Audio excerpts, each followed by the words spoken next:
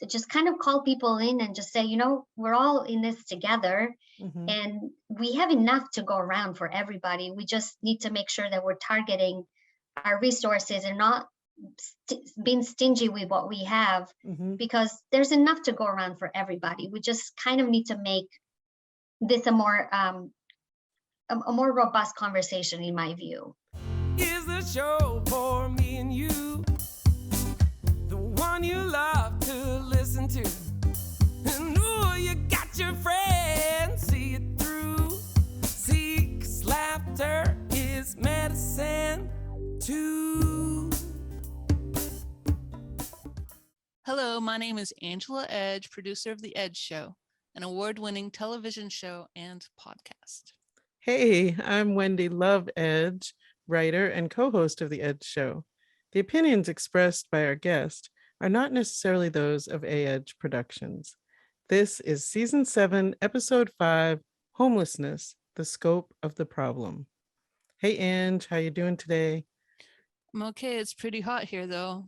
Yes, it's so hot here as well. In fact, I'm in Massachusetts, but I kind of feel like I'm in Arkansas. It's so hot and humid. But I think it's hot and humid many places in the country right now. Climate change? Do you think? Most likely. Yeah. Although I guess in Australia right now it's winter. So if you really want to escape the heat, you could, go down under. If you could afford to do so. But right now there are many people that are homeless on the streets. And what are they doing? Right. I can't imagine being unhoused in this heat, or having, insecurity about whether I'm going to be able to stay housed. There's just so many people that are in that position. It just seems to be getting worse and worse. So, there have been times in my life where I was reaching a point where my bills were too high and I was concerned about whether I was going to be able to make rent or make the mortgage. And, but somehow something happened that pulled me through. But I know that that's sometimes just luck in many situations. Right. I know you've suffered from some home insecurity yourself. Did you want to talk about that? Well, when I was in college, I was outed by a family member that I was a lesbian. And so that became, I was living with my parents who were Pentecostal. My dad was a Pentecostal preacher. Mm-hmm. And that became like not a livable space for me anymore after that. Right. It was like, you're going to hell. And there's no way I could have lived in that environment. So I had to leave. And after that, it just seemed trying to, hold down 3 jobs, go to school, food, not really having any education about how to handle finances. Mm-hmm. I ended up couch surfing for many years. You were telling me earlier off camera that a lot of times couch surfing doesn't really, it's not like listed in the statistics of homelessness. Right. I definitely felt homeless. It must have been frightening, really, wondering day to day if you were going to have a roof over your head. But it isn't counted in the statistics. There's really no way to count that if you think about it. Or when people are doubling up in an apartment, one family rents it, someone in the family becomes homeless, and they say, well, just move in with us. Well, now they've doubled up in a space, or sometimes even more people than that. Yeah. So everyone has a roof over their head. Sometimes it's not the best living arrangement whatsoever. And the people you're staying with expect certain things of you that you can't give them. And I'm talking about, all sorts of, you can get yourself into some really difficult situations in those environments. This is really hard to talk about. I know it's hard to talk about. So yeah, it's like it's a really hard situation for many people to be in, and it can be incredibly dangerous. So I'm just really, I feel really privileged that I had several safe places to go during that time. But yeah, some of the places were not safe at all. And I just really feel for people who feel like they're stuck in that situation. Yeah, some people have no way out of it. And Hmm. I think it's important that we're talking about it today, and it helps other people to speak about it and seek help. But it's really important because, as we pointed out, it's not part of the homeless statistics, and there's so many issues surrounding it. People who are in marginalized groups, like you and I being LGBTQ, Yep. frequently end up in these kinds of situations for various reasons. Just thinking about all the terrible situations I was in. Well, that's the thing. You're in these How is terrible that? How is that love to kick someone out because they're gay, and then they end up in these terrible situations that could be life threatening? And I don't know. I don't think it's love. I also think that they were raised and conditioned that way. mm-hmm. And so they're just doing what they think will help you somehow. I don't understand it at all. Right. I love my kids unconditionally, even though I might get mad at this or that. I just, I always welcome them whenever I hear from them. I'm always loving and kind because, they're in my heart, like they're my Right. kids, Right. and, maybe, they don't call enough. Sometimes they get busy with their lives or they don't show up, but I know they love me. And it's just the way life goes. Mm-hmm. Um, if that's the worst thing they do, like seriously, how lucky am I? And you are such a good kid. I know it. You're like a rule Yeah. follower, so I'll never understand it, but you know, To I each think, their own, I guess. yeah, the But trauma is what you're left with, the results of the trauma.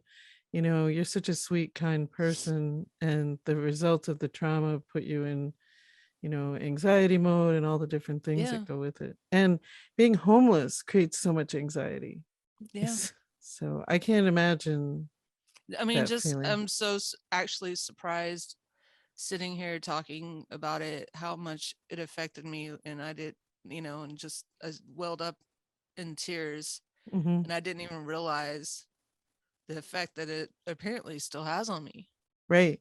and all the Right. life decisions that I've made because of those situations that I was put in when I was younger. Well, when I So, met you, you told me you only keep enough stuff to fit in your car. mm-hmm. And I think part of that was the trauma of really being homeless. Like, I don't think you defined yourself as homeless, but you were.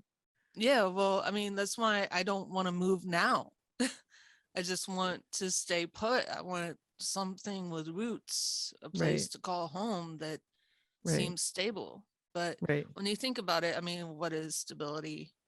Seriously, Right. anything could upend It's in a minute or true. two. Well, it happened with us when I got Yeah. sick, and I learned from that experience. It's funny when Jacob, um, my eldest son, was young, very young, he Mm-hmm. started saying to me, "Nothing lasts forever." He was like 2, right? And I was like, I don't even know like if he made it up or heard it somewhere. Yeah. And we used to joke about it, but really it's true in many ways. And if you kind of have that in your being, then you don't get disappointed or have expectations so much, which I think is kind of how he is, you know. Right. But he came that way, I think, you Well, know. also, like, how many of us are just one little crisis Hmm. away from homelessness? Well, if you are working 2 or 3 jobs to try to make ends meet and barely making it, and then something else happens, how are you going to continue with your life situation? Or you get sick and can't go to those 2 or 3 jobs and you're Mm-hmm. living paycheck to paycheck. It's just a really difficult time, and we need to do something about it as a society. Well, coming up next, my interview with Atel Hajiai from the Central Mass Housing Alliance. Hey, I'd like to remind you, if you're watching on YouTube, don't forget to subscribe, like, and comment. And if you're not watching on YouTube, head over there now. The Ed Show on YouTube. Joining me now is Atel Hajiai. Etel is Director of Public Education and Advocacy at Central Mass Housing Alliance, and she is serving her first 2-year term as District 5 Councilor in Worcester, Massachusetts. Welcome to the Ed Show, Etel. Thank you. Thanks for having me. Yes, I'm really delighted to speak with you. First, I want to say you are amazing. I was reading your bio, and you're a true public servant, helping people from youth to those that are homeless, to the YWCA, to climate change. Thank you so much for your service. Thank you.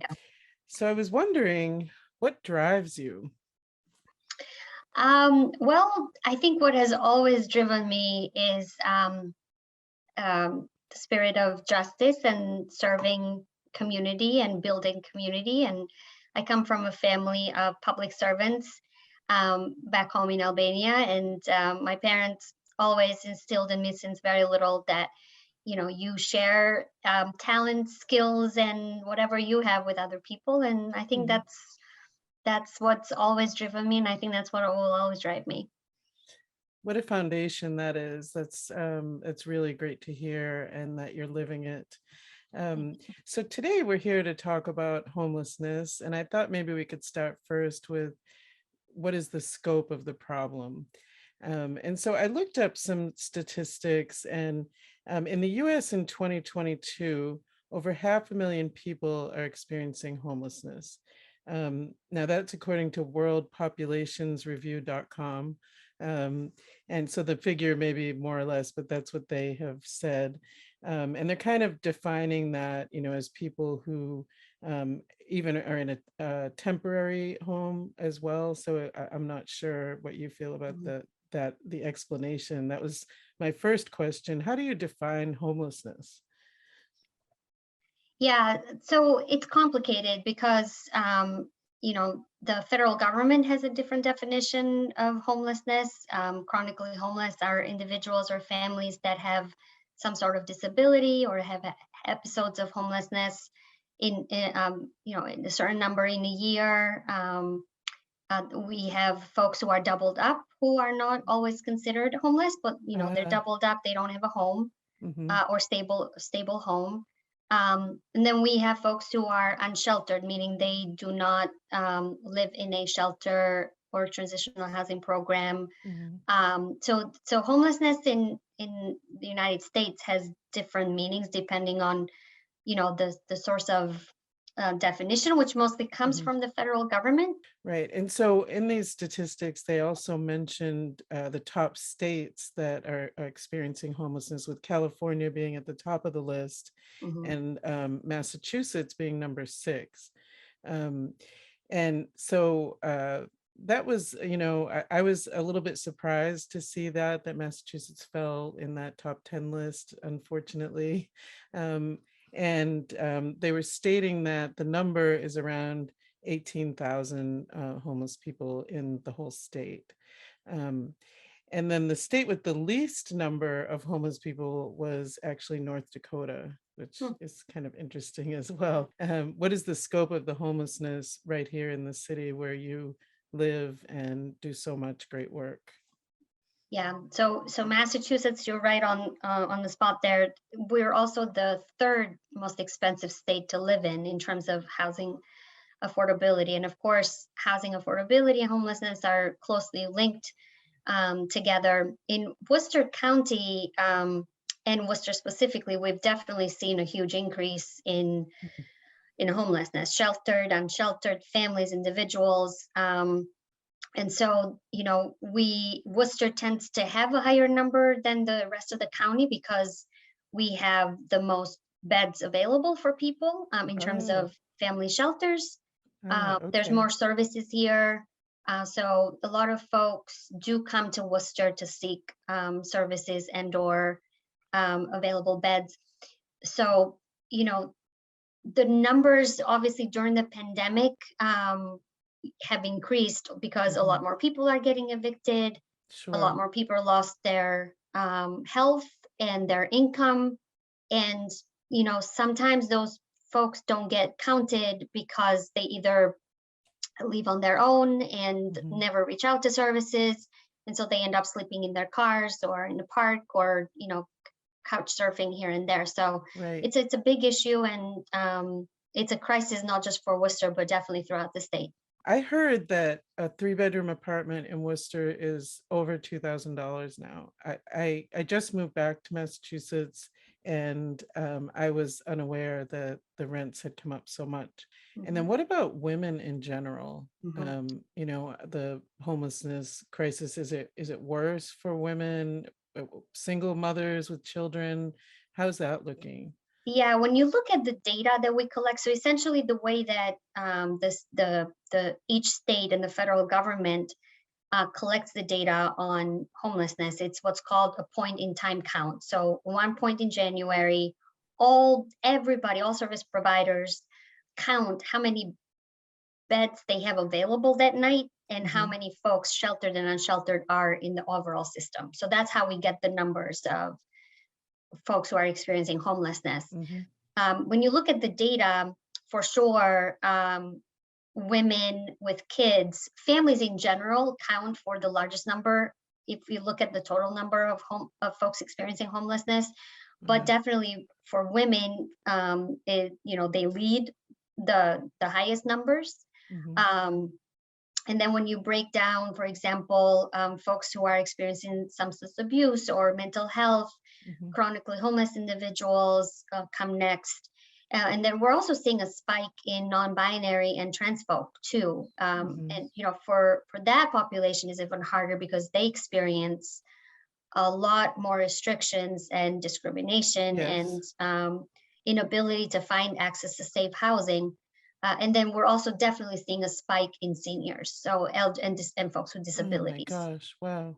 Yeah, so it's in all the categories that we see that the government collects data, Mhm. definitely the disparities are very clear who this is impacting the most. Wow. Yeah, I would imagine that that that trans individuals, LGBTQ individuals would have an even harder time. So it's not only, it's racial justice, Mhm. gender. Yeah. There's so many parts to this, and it's all people who are marginalized to begin Mhm. with, Absolutely. right? So do if some housing is available, is this crisis sort of blamed, we don't have housing for you, does that ever happen? I mean, how can you fully identify this discrimination? It's hard because, for example, if you are someone, I'm just bringing an example, if you are undocumented Mhm. and you get a notice in the mail that says you need to leave your apartment or I will bring police here, or you just need to leave your apartment.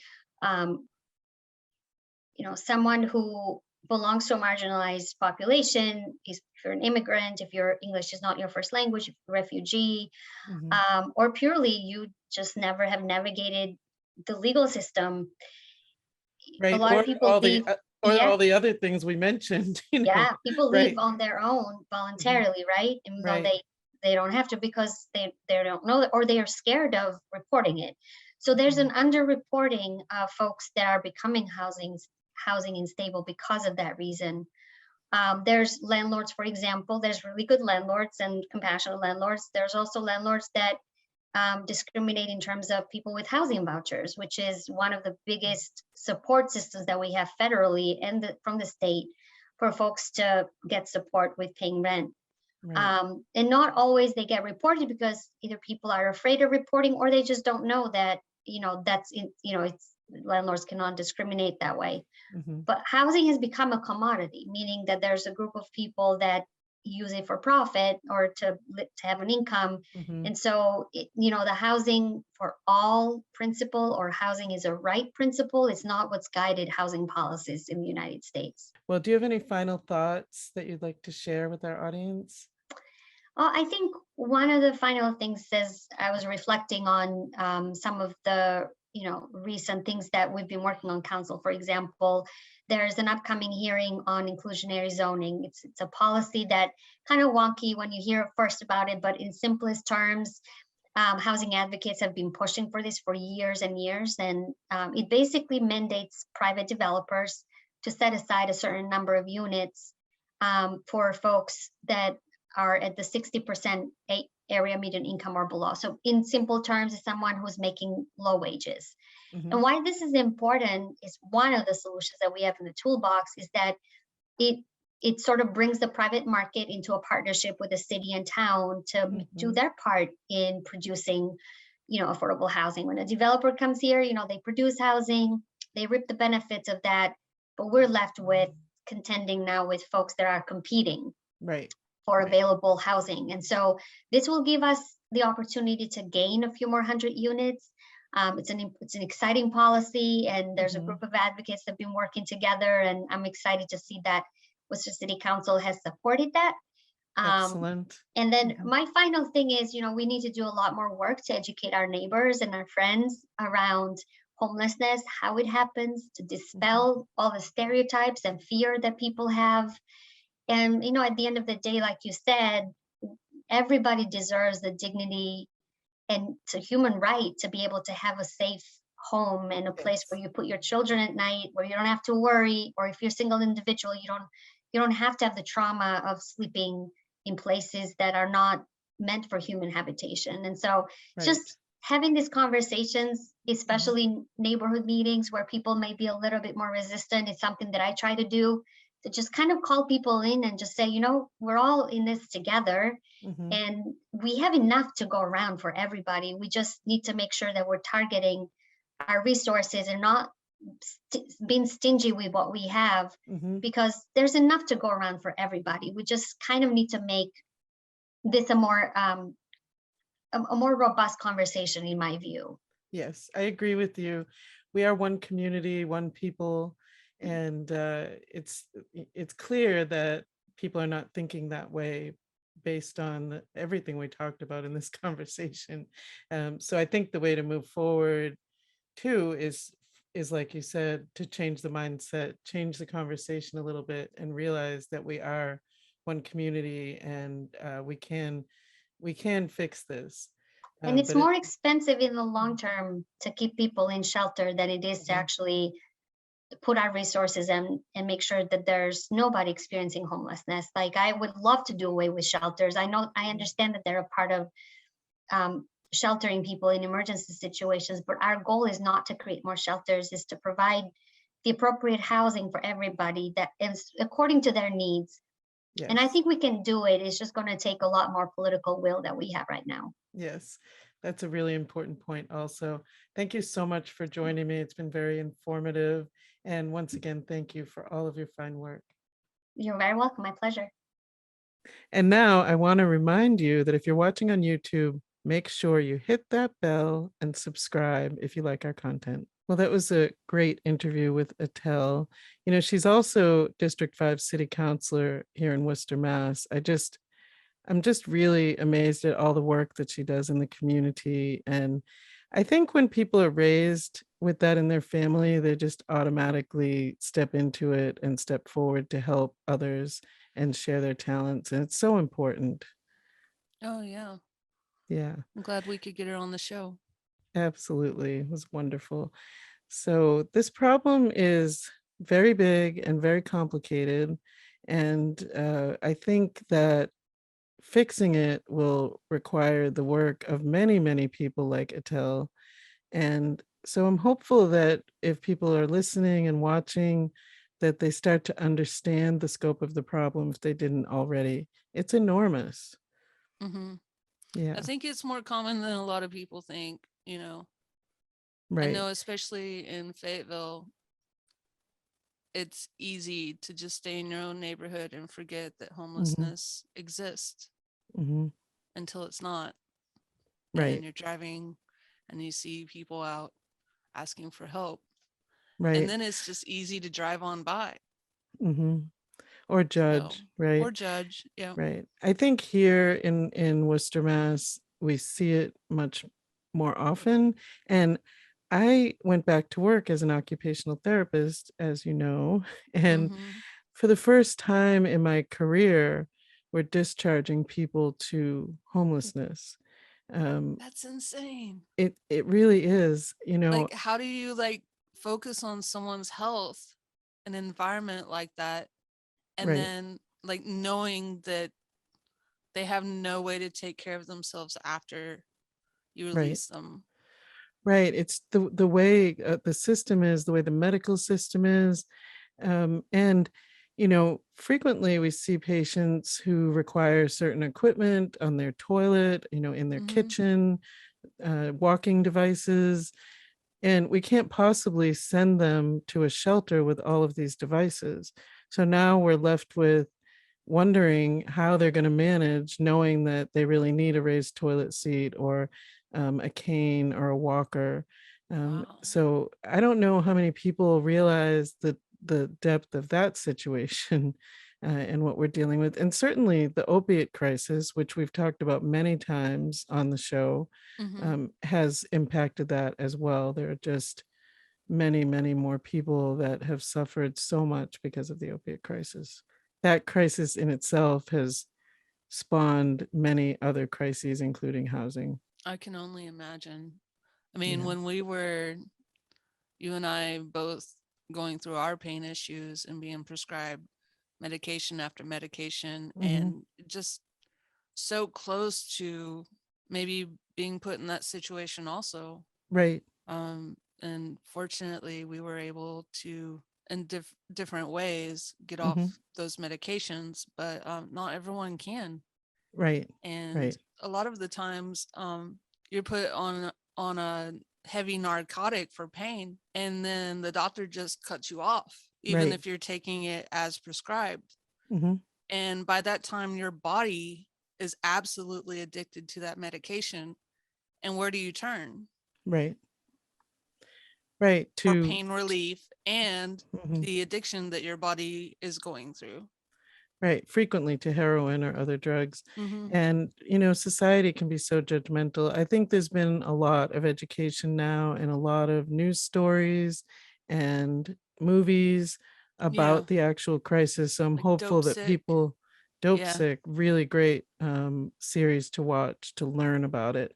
Check it Okay. out so you can learn more about that, because that definitely is a piece of the puzzle to this homelessness Mm-hmm. issue. And you were telling me like you were seeing people with opiate addiction that you never would have even thought in your Mhm. life that would have this problem. I mean, but that just goes to show like there's no classic like this person is going to become addicted to Mhm. opiates. Right. It can happen by taking it once or twice. I actually know of a young man who passed away of an overdose, and he was prescribed it for a broken limb, I believe. And in a very short time, he passed. So, this problem is another issue that requires attention, and it definitely affects the homelessness problem. Well, then there's also financial distress, which we're Mhm. going to go into next week, right? And mental health issues. There's so many different pieces to this puzzle. They really are. Well, stay tuned for the next part in our homelessness series when we talk about the rising costs and the pandemic and how that's affecting homelessness. Have a great week, everyone. Bye. Bye. The Ed Show is sponsored in part by the Relevant app, 131 Inclusion Gallery, Irie Bliss Wellness, Lindsay Camp with Synergy One Lending, and Green Harvest Health, inviting you to reclaim your wellness.